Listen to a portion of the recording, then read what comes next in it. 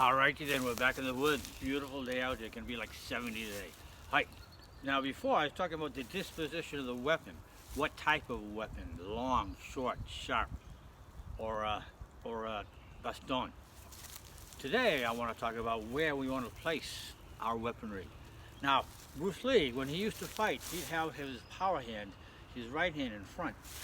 I know a lot of people say they keep it in the rear for the extra power. But Bruce Lee knew about the structure of the body. He knew, boom, it comes from the ground. You turn that hip, baby. There you go. So again, when we start to do our FMA, we want to keep our power up, our main weapon in front. If I have a blade, I want it in front. All right, now, this will give me maximum range. This is my sock grip, my forward grip.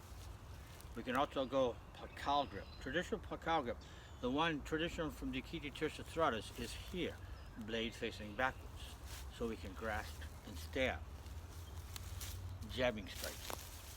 We can also go blade forward, here as well.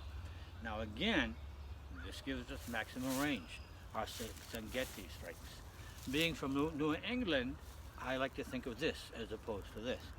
Come winter time, we're all wearing jackets, gets pretty heavy. I'd rather than hit somebody with a leather jacket and have it go, oops. So these are all things we have to consider. All right, this is our disposition of the weapon. Let's see if I can cut myself.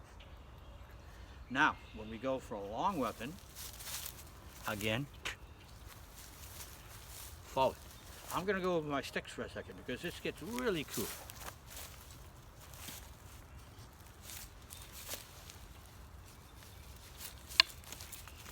So, blade, weapon forward, right like this. Now, if I have my weapon in back and I'm doing this kind of stuff, with staff, with stick, with blade, with anything, all of a sudden this is dangling out here. This becomes a target. So, two things. This is a target. This is our power side, our weapon side. Why would you want your weapon behind you? If you're going to use it, put it in front of you. That's why we want to be. I know this. If you're doing an FMA, you know this already. Don't go nah. I know this. Well, I know you know this. So, if you got a stick, keep it in front. If you do this, they have more time to react in here. Now, again,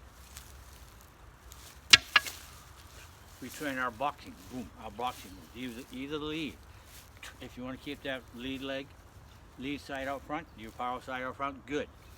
When you train, just like you train on a heavy bag, the motion of the body,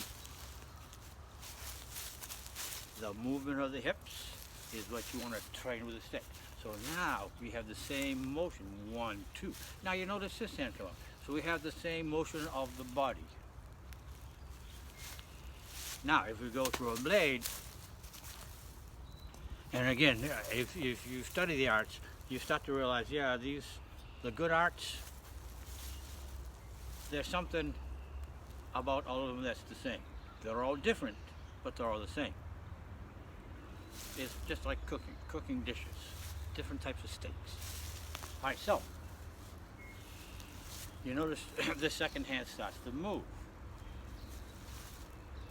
This can be the dangerous one too, because somebody focuses up here and I punch them in the face, well, that's going to give me an advantage. So this hand has to be alive as well.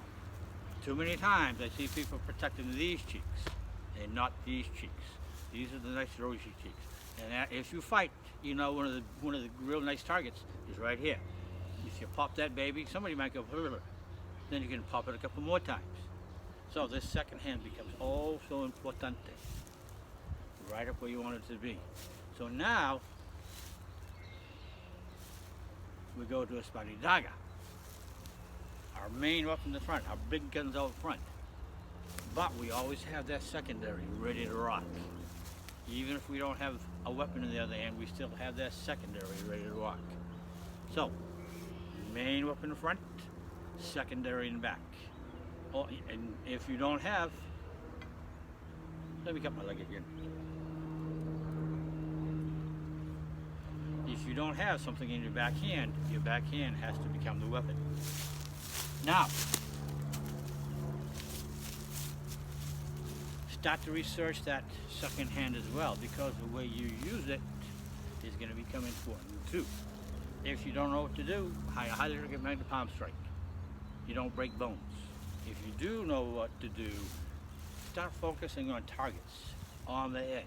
Yes, hitting any place on the head is a good thing. Hitting the really good place on the head is a great thing. So let's try to go from good to great. And my story for next time. All right, so we'll catch you later. Toodles.